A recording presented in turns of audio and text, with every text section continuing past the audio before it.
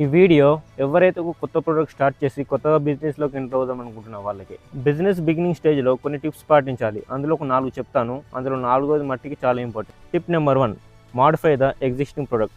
అంటే మీరు ఒక కొత్త ప్రోడక్ట్ తయారు చేయలేకపోతే ఆల్రెడీ ఉన్న ఒక ప్రోడక్ట్ని కాస్త ఇంప్రూవ్ చేయండి.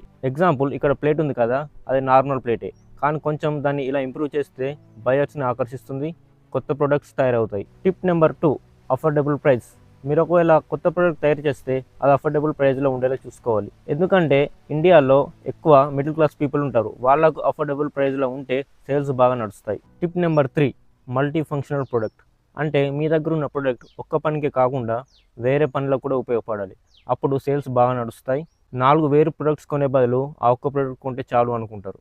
టిప్ నెంబర్ 4, ఇది చాలా ఇంపార్టెంట్. మీరు అమ్మే ప్రోడక్ట్ ఒక వ్యక్తి కొన్నప్పుడు చుట్టూ ఉన్న నలుగురు ఆ ప్రోడక్ట్ని చూసి మెచ్చుకోవాలి. హ్యూమన్ సైకాలజీ ప్రకారం ఒక వ్యక్తి తన వస్తువుని పొగిడితే తను ఇంకొక 10 మందికి దాన్ని ప్రమోట్ చేస్తారు. అందులో ఒక ఇద్దరైనా ఆ వస్తువుని కొంటారు. 4 టిప్స్ పాటిస్తే ఏ బిజినెస్ గ్రోత్ అయినా కొంచెం ఇంప్రూవ్ అవుతుంది. అలాగే మీ ప్రోడక్ట్ని ఒక వీడియో రూపంలో ప్రమోట్ చేద్దాం అనుకుంటే దాంట్లో కూడా కొన్ని టిప్స్ ఉంటాయి. అవేంటో నెక్స్ట్ వీడియోలో చెప్తాను.